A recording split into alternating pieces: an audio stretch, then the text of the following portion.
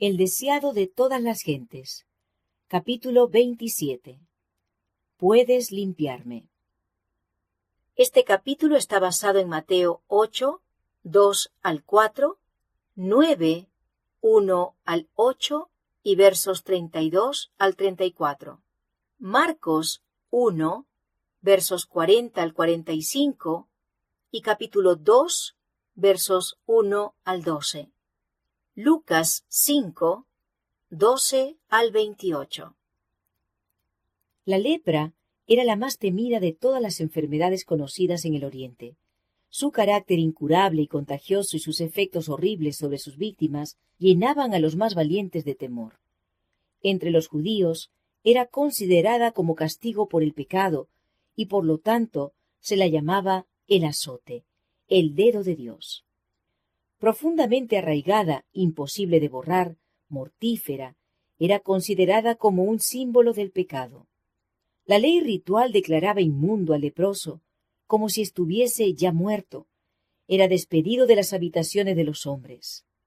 Cualquier cosa que tocase quedaba inmunda, y su aliento contaminaba el aire. El sospechoso de tener la enfermedad debía presentarse a los sacerdotes, quienes habían de examinarle y decidir su caso. Si le declaraban leproso, era aislado de su familia, separado de la congregación de Israel y condenado a asociarse únicamente con aquellos que tenían una aflicción similar.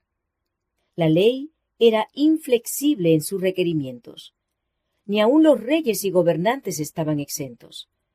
Un monarca atacado por esa terrible enfermedad debía entregar el cetro y huir de la sociedad. Lejos de sus amigos y parentela, el leproso debía llevar la maldición de su enfermedad. Estaba obligado a publicar su propia calamidad, a rasgar sus vestiduras y a hacer resonar la alarma para advertir a todos que huyesen de su presencia contaminadora.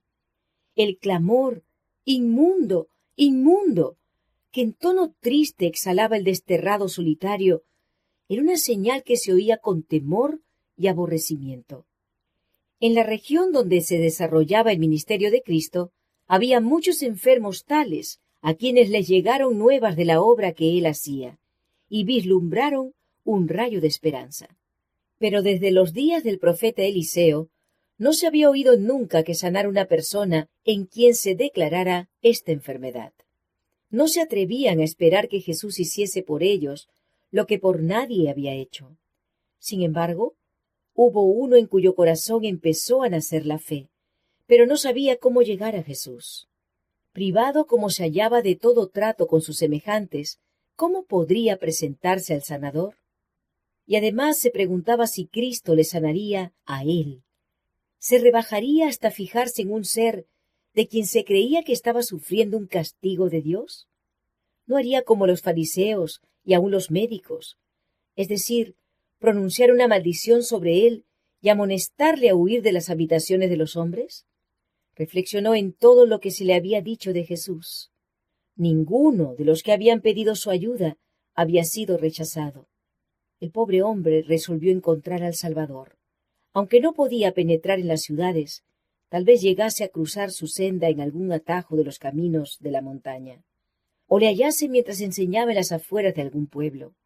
Las dificultades eran grandes, pero esta era su única esperanza. El leproso fue guiado al Salvador. Jesús estaba enseñando a orillas del lago, y la gente se había congregado en derredor de él. De pie, a lo lejos, el leproso alcanzó a oír algunas palabras de los labios del Salvador. Le vio poner sus manos sobre los enfermos. Vio a los cojos, los ciegos, los paralíticos y los que estaban muriendo de diversas enfermedades levantarse sanos, alabando a Dios por su liberación. La fe se fortaleció en su corazón. Se acercó más y más a la muchedumbre. Las restricciones que le eran impuestas, la seguridad de la gente y el temor con que todos le miraban, todo fue olvidado. Pensaba tan solo en la bendita esperanza de la curación. Presentaba un espectáculo repugnante. La enfermedad había hecho terribles estragos. Su cuerpo decadente ofreció un aspecto horrible. Al verle, la gente retrocedía con terror. Se agolpaban unos sobre otros, en su ansiedad de escapar de todo contacto con él. Algunos trataban de evitar que se acercara a Jesús, pero en vano. Él ni los veía, ni los oía. No percibía tampoco sus expresiones de horror. Veía tan solo al Hijo de Dios. Oía únicamente la voz que infundía vida a los moribundos. Acercándose con esfuerzo a Jesús, se echó a sus pies clamando: «Señor, si quieres, puedes limpiarme». Jesús replicó: «Quiero, sé limpio», y puso la mano sobre él. Inmediatamente se realizó una transformación en el leproso. Su carne se volvió sana, los nervios recuperaron la sensibilidad, los músculos la firmeza. La superficie tosca y escamosa propia de la lepra desapareció, y la reemplazó un suave color rosado, como el que se nota en la piel de un niño sano.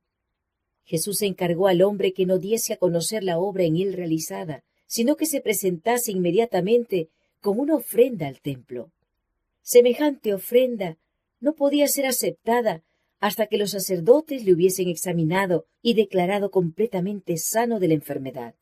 Por poca voluntad que tuviesen para cumplir este servicio, no podían eludir el examen y la decisión del caso. Las palabras de la Escritura demuestran con qué urgencia Cristo recomendó a este hombre la necesidad de callar y obrar prontamente. Entonces le apercibió y despidióle luego, y le dice: «Mira, no digas a nadie nada, sino ve, muéstrate al sacerdote, y ofrece por tu limpieza lo que Moisés mandó para testimonio a ellos». Si los sacerdotes hubiesen conocido los hechos relacionados con la curación del leproso, su odio hacia Cristo podría haberlos inducido a dar un fallo falto de honradez. Jesús deseaba que el hombre se presentase en el templo antes de que les llegase rumor alguno concerniente al milagro. Así se podría obtener una decisión imparcial, y el leproso sanado tendría permiso para volver a reunirse con su familia y sus amigos. Jesús tenía otros objetos en vista al recomendar silencio al hombre. Sabía que sus enemigos procuraban siempre limitar su obra y apartar a la gente de él. Sabía que si se divulgaba la curación del leproso, otros aquejados por esta terrible enfermedad se agolparían en derredor de él y se haría correr la voz de que su contacto iba a contaminar a la gente. Muchos de los leprosos no emplearían el don de la salud en forma que fuese una bendición para sí mismos y para otros. Y al atraer a los leprosos en derredor suyo, daría ocasión de que se les acusase de violar las restricciones de la ley ritual. Así quedaría estorbada su obra de predicar el Evangelio. El acontecimiento justificó la amonestación de Cristo. Una multitud había presenciado la curación del leproso y anhelaba conocer la decisión de los sacerdotes. Cuando el hombre volvió a sus deudos, hubo mucha agitación. A pesar de la recomendación de Jesús, el hombre no hizo ningún esfuerzo para ocultar el hecho de su curación. Le habría sido imposible en verdad ocultarla, pero el leproso publicó la noticia en todas partes. Concibiendo que era solamente la modestia de Jesús la que le había impuesto esa restricción, anduvo proclamando el poder del gran médico. No comprendía que cada manifestación tal hacía a los sacerdotes y ancianos más resueltos a destruir a Jesús. El hombre sanado consideraba muy precioso el don de la salud. Se regocijaba en el vigor de su virilidad y en que había sido devuelto a su familia y a la sociedad, y le parecía imposible dejar de dar gloria al médico que le había curado. Pero su divulgación del asunto estorbó la obra del Salvador. Hizo que la gente acudiese a él en tan densas muchedumbres que por un tiempo se vio obligado a suspender sus labores. Cada acto del ministerio de Cristo tenía un propósito de largo alcance. Abarcaba más de lo que el acto mismo revelaba. Así fue en el caso del leproso. Mientras Jesús ministraba a todos los que venían a él, anhelaba bendecir a los que no venían. Mientras atraía a los publicanos, los paganos y los samaritanos, anhelaba alcanzar a los sacerdotes y maestros que estaban trabados por el prejuicio y la tradición. No dejó sin probar medio alguno por el cual pudiesen ser alcanzados. Al enviar a los sacerdotes el leproso que había sanado, daba a los primeros un testimonio que estaba destinado a desarmar sus prejuicios. Los fariseos habían aseverado que la enseñanza de Cristo se oponía a la ley que Dios había dado por medio de Moisés, pero la orden que dio al leproso limpiado de presentar una ofrenda según la ley probaba que esa acusación era falsa. Era suficiente testimonio para todos los que estuviesen dispuestos a ser convencidos. Los dirigentes de Jerusalén habían enviado espías en busca de algún pretexto para dar muerte a Cristo. Él respondió dándoles una muestra de su amor por la humanidad, su respeto por la ley y su poder de librar del pecado y de la muerte. Así testificó acerca de ellos: pusieron contra mí mal por bien y odio por amor. El que desde el monte dio el precepto, amad a vuestros enemigos, ejemplificó él mismo este principio, no volviendo mal por mal, ni maldición por maldición, sino antes, por el contrario, bendiciendo. Los mismos sacerdotes que habían condenado al leproso al destierro certificaron su curación. Esta sentencia, promulgada y registrada públicamente, era un testimonio permanente en favor de Cristo. Y como el hombre sanado quedaba reintegrado a la congregación de Israel, bajo la garantía de los mismos sacerdotes, de que no había en él rastro de la enfermedad, venía a ser un testigo vivo a favor de su benefactor. Con alegría presentó su ofrenda y ensalzó el nombre de Jesús. Los sacerdotes quedaron convencidos del poder divino del Salvador. Tuvieron oportunidad de conocer la verdad y sacar provecho de la luz. Si la rechazaban, se apartaría de ellos para no volver nunca. Muchos rechazaron la luz, pero no fue dada en vano. Fueron conmovidos muchos corazones que por un tiempo no dieron señal de serlo. Durante la vida del Salvador, su misión pareció recibir poca respuesta de amor de parte de los sacerdotes y maestros. Pero después de su ascensión, una gran multitud de los sacerdotes obedecía a la fe. La obra de Cristo al purificar al leproso de su terrible enfermedad es una ilustración de su obra de limpiar el alma de pecado. El hombre que se presentó a Jesús estaba lleno de lepra. El mortífero veneno impregnaba todo su cuerpo.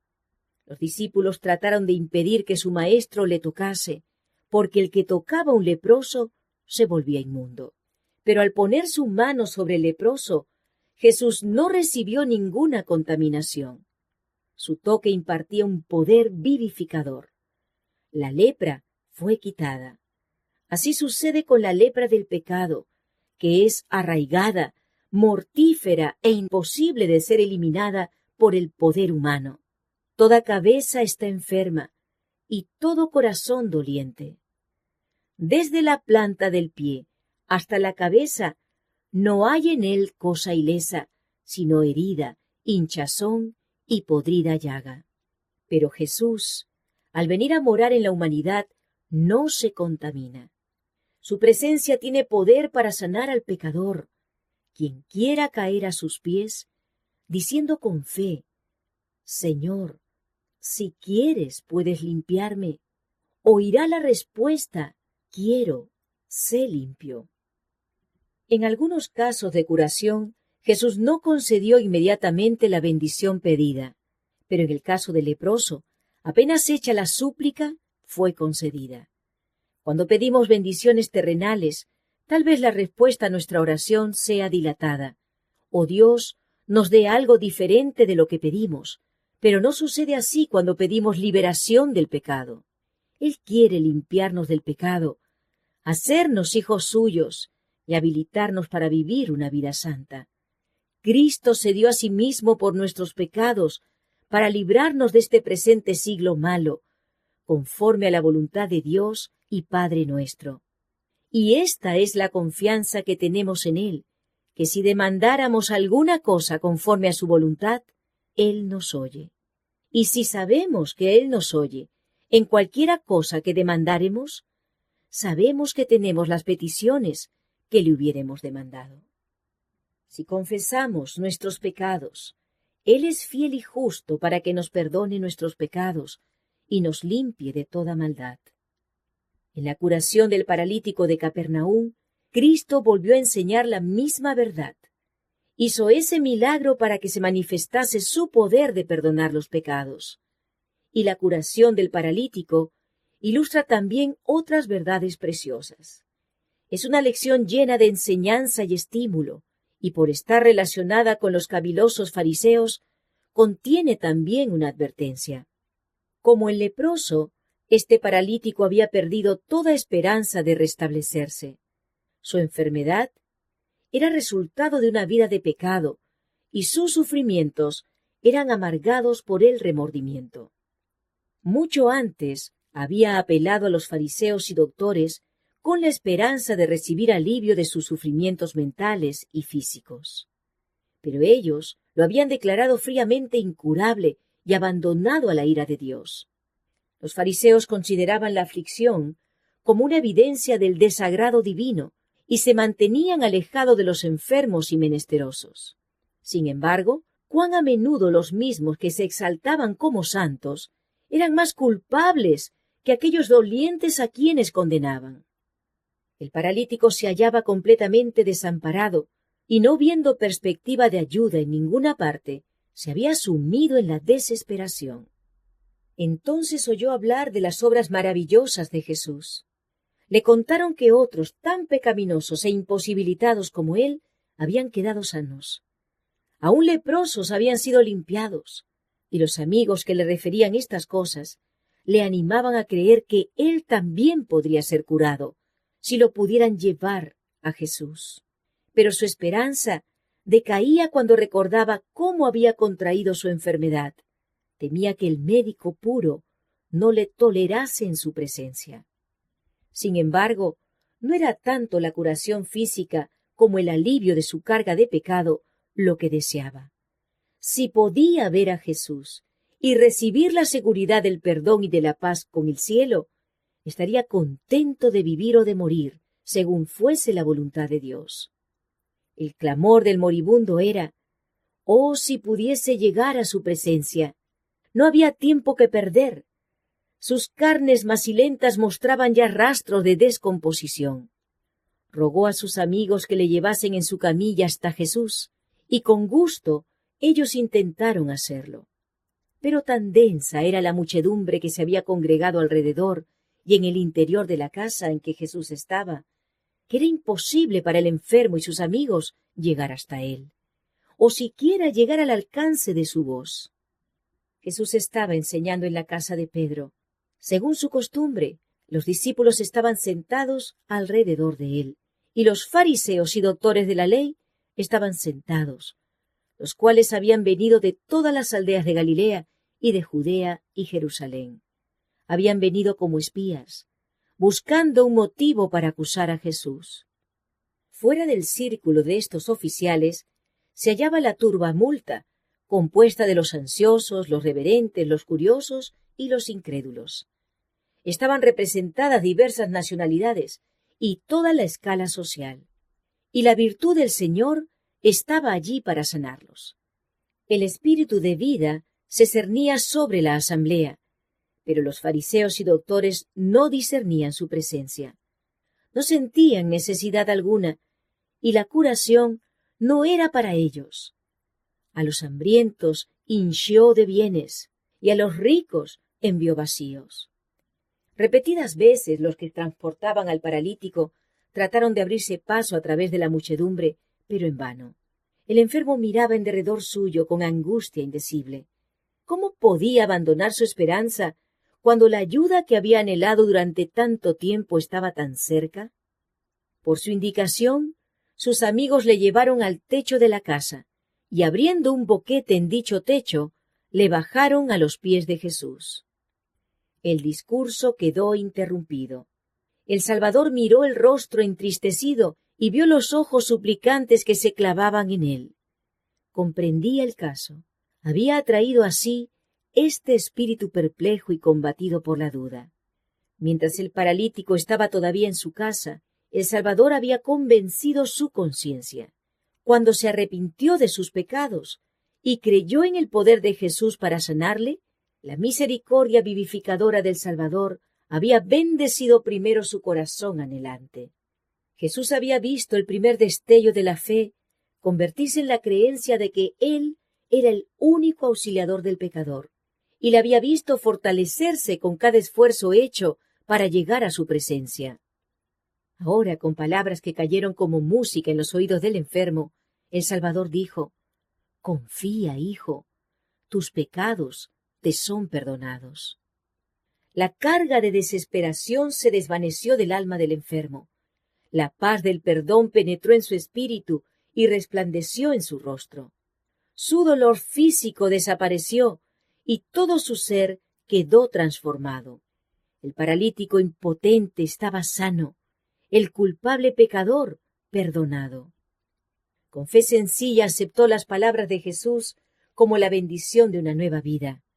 No presentó otro pedido, sino que permaneció en bienaventurado silencio, demasiado feliz para hablar. La luz del cielo se reflejaba en su semblante, y los concurrentes miraban la escena con reverencia. Los rabinos habían esperado ansiosamente para ver en qué forma iba a disponer Cristo de ese caso. Recordaban cómo el hombre se había dirigido a ellos en busca de ayuda y le habían negado toda esperanza o simpatía. No satisfechos con esto, habían declarado que sufría la maldición de Dios por causa de sus pecados. Esas cosas acudieron nuevamente a su mente cuando vieron al enfermo delante de sí. Notaron el interés con que todos miraban la escena y los abrumó el temor de perder su influencia sobre el pueblo.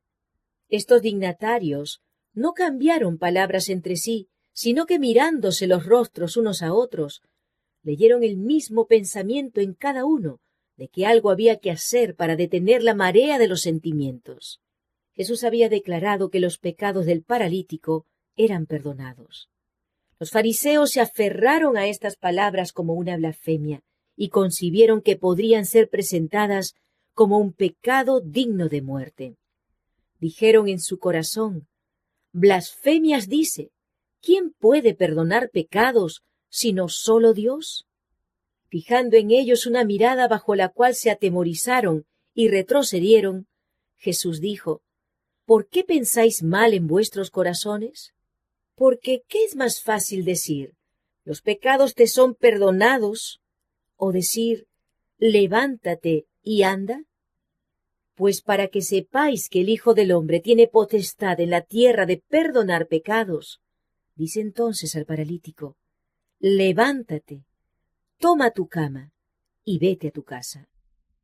Entonces el que había sido traído en una camilla a Jesús se puso de pie con la elasticidad y fuerza de la juventud. La sangre vivificadora corrió raudamente por sus venas. Todo órgano de su cuerpo se puso en repentina actividad. El rosado color de la salud sucedió a la palidez de la muerte cercana. Entonces él se levantó luego y, tomando su lecho, se salió delante de todos, de manera que todos se asombraron y glorificaron a Dios, diciendo: «Nunca tal hemos visto». Oh admirable amor de Cristo, que se inclina a sanar al culpable y afligido. La divinidad se compadece de los males de la doliente humanidad y los calma. Oh maravilloso poder, así manifestado en favor de los hijos de los hombres. ¿Quién puede dudar del mensaje de salvación? ¿Quién puede despreciar las misericordias de un Redentor compasivo? Para restaurar la salud a ese cuerpo que se corrompía, no se necesitaba menos que el poder creador. La misma voz que infundió vida al hombre creado del polvo de la tierra había infundido vida al paralítico moribundo. Y el mismo poder que dio vida al cuerpo había renovado el corazón. El que en la creación dijo y fue hecho, mandó y existió, había infundido por su palabra vida al alma muerta en delitos y pecados. La curación del cuerpo era una evidencia del poder que había renovado el corazón. Cristo ordenó al paralítico que se levantase y anduviese, para que sepáis, dijo, que el Hijo del Hombre tiene potestad en la tierra de perdonar pecados. El paralítico halló en Cristo curación, tanto para el alma como para el cuerpo.